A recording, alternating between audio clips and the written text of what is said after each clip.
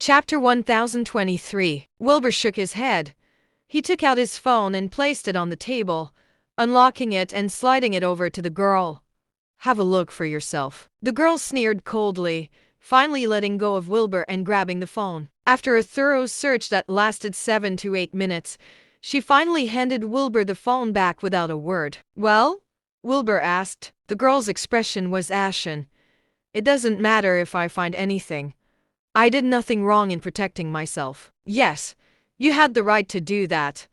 But shouldn't you apologize for accusing me so publicly?" Wilbur asked. The girl fell silent. The crowd around them, however, began to speak up. "Come on, man. She's still a kid. You can't blame her for getting worked up." "Yeah. At least it's over now. Just be a man and turn the other cheek, yeah?" The onlookers began speaking up for the girl. Wilbur sighed to himself. What was going on in the world now? Were youths allowed to get away with things by using their age as an excuse? Wilbur let out a sigh of frustration.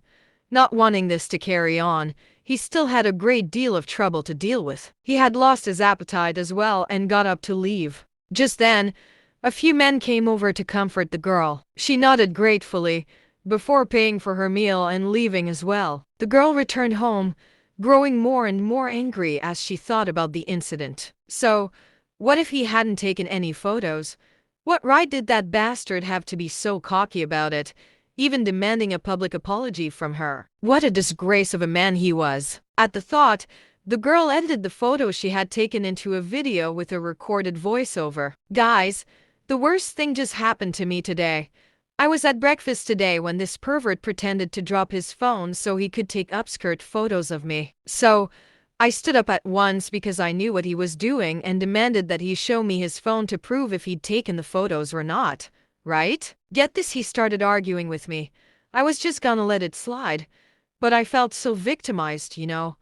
Don't I have the right to protect myself too? So, I insisted that he hand his phone over.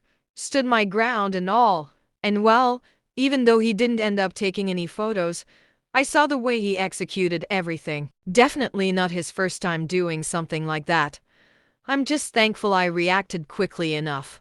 Beware of this pervert, girls." She uploaded the video, letting out a sneer before rushing to school. Wilbur returned to Sea Lake Island, heading into his room to meditate. Around evening, Faye entered Wilbur's room. Wilbur saw that it was Faye and looked up awkwardly, not knowing what to say. Faye's expression looked ashen as well. She sat down on the sofa, not saying a word. After a long silence, Wilbur finally spoke up. "Faye, about that." Right on cue, Farron walked into the room, looking strangely at Wilbur. The next second, Elsa followed behind him with the same strange expression on her face. Before Wilbur could say another word, Eileen had entered the room as well. She looked at him, before joining the row of people lined up on the sofa. "The hell is going on?"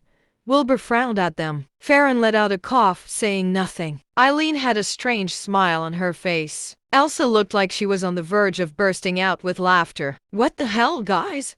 Is there something on my face?"